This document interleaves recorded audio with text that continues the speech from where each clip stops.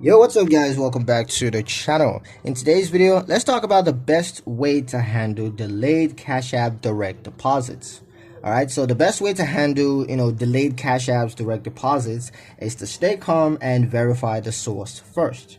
You want to confirm with your employer or your payer that the deposit was sent and processed on their end. Next, check your Cash App direct deposit details to ensure that the routing and account numbers are correct. Review recent notifications or emails for any alerts from Cash App regarding delays. Avoid resubmitting details or making multiple changes while a deposit is pending, as this of course can slow down resolution, so you want to make sure to avoid this. Most delays are temporary and resolved within standard processing windows. So keeping records of pay schedules and confirmation is going to help you to identify whether the issue is timing related or probably if it requires support assistance.